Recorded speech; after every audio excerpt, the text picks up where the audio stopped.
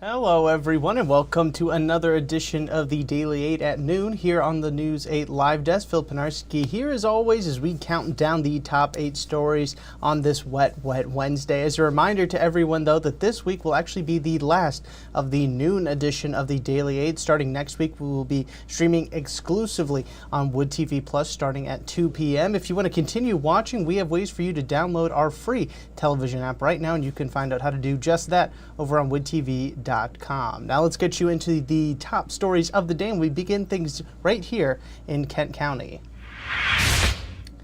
The Kent County Health Department announced last night that a resident has been diagnosed with measles. This is the first confirmed case in the county since 2013 and is the second case in the entire state of Michigan so far this year. The health department said that the infected individual is an adult who recently traveled abroad and then to New Jersey. Health officials released some of the stops the patient visited within the past 2 weeks, which include the Gerald R. Ford International Airport, Cooper Hawks Winery and Restaurant over in Kentwood, and the Detroit Airport as well. People who have visited those locations during those days and times, and we've got more information inside our story on woodtv.com, they're asked to be on the lookout for symptoms, which usually begin about 1 to 2 weeks after being exposed to the virus. If you do start experiencing symptoms, though, you should contact your healthcare provider immediately before visiting to help prevent further spread of the measles. Health officials are also asking for individuals to check their vaccination status, especially before traveling.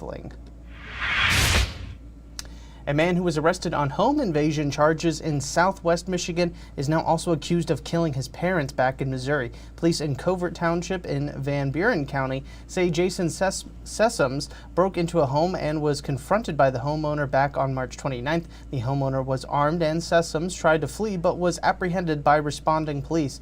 Sessoms was found with 2 handguns at the time of his arrest. A juvenile family member was later found traveling with Sessoms. Police then questioned the juvenile and later learned that Sessoms had allegedly killed his parents back in Missouri. Our sister station WDAF in Kansas City says Sessoms has been charged in their deaths. Sessoms reportedly told officers that he was upset his mother used his money to buy a motel room. He shot her while she was sleeping and then shot his father after he tried to disarm Sessoms. Sessoms is now being held at the Van Buren County Jail on those home invasion charges. He was arraigned Sunday in South Haven.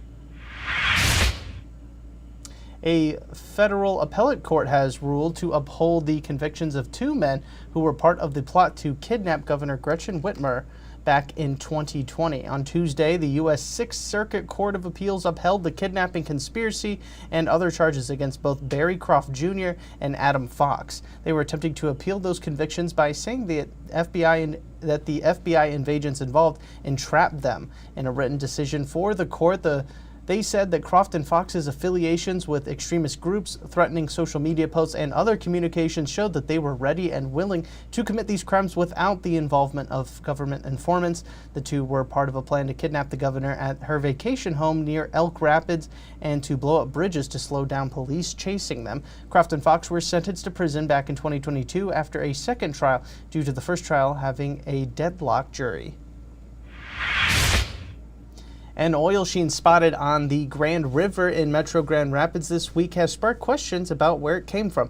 Well, News 8 got confirmation from the Michigan Department of Environment, Great Lakes, and Energy yesterday that the sheen near the Grand Rapids-Granville-Walker border was caused by downed transformers from Sunday storms. Several transformers along Market Avenue were blown over during those storms, which ultimately released the oil into storm drains that flowed into the Grand River. The oil is said to not contain any PCBs, according to Eagle. Consumers Energy said that they were made aware of the sheen back on Monday and hired a contractor for containment and cleanup purposes. Eagle also said that it would continue to monitor the situation and assist in the cleanup if needed.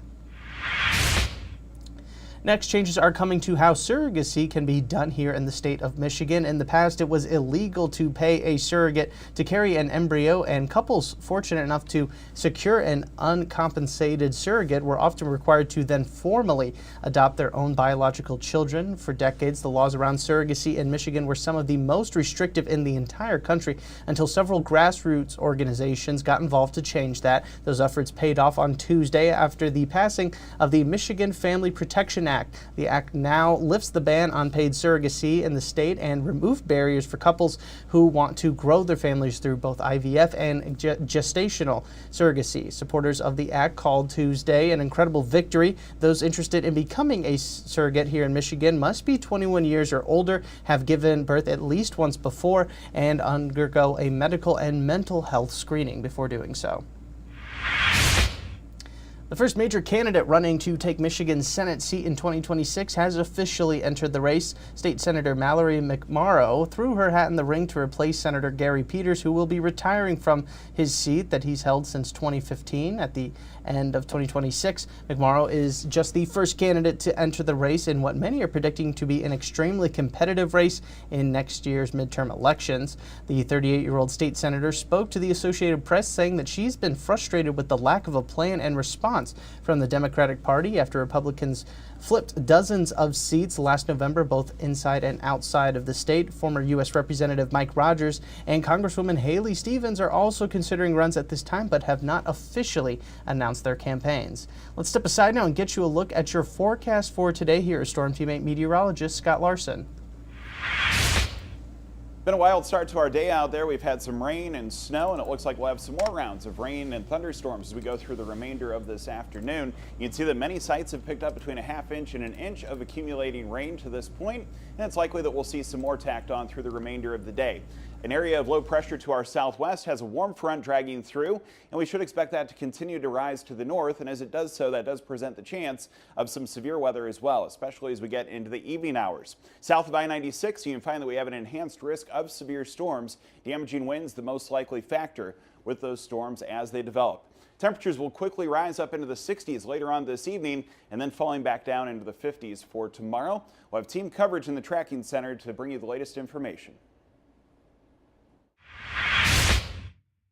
All right, thanks, Scott. We're definitely be keeping a close eye on the weather as it develops throughout the rest of the day. But we actually end things today with some baseball. We're just about a week into the 2025 Major League Baseball season, and the topic everyone seems to be talking about are the fact that there are torpedo bats being used. The unique model of bats, which so far appear to follow the league's guidelines, first gained attention when the New York Yankees were able to hit home run after home run against my Milwaukee Brewers. The bats have a thicker barrel where the ball traditionally hits it, giving it that extra oomph. Well, the design actually has its roots from the University of Michigan. Aaron Leonhardt, a physicist at the university, is the one who actually spearheaded the move towards those torpedo bats. He actually worked with the New York Yankees to help design them. How much the torpedo bats will stick around and if the MLB will outlaw them remains to be seen, but more and more teams have started to order them from bat manufacturers. You could find the full story on how the torpedo bats came to be right now inside our story on woodtv.com. And that's going to do it for us today on the Daily 8 at noon. We will, of course, be back again tomorrow with 8 more stories for your Thursday. We hope to see you then. I do want to thank everybody so much for tuning into this latest edition of the News 8 Live Desk. I'm Phil Pinarski, and we hope you have a great rest of your day.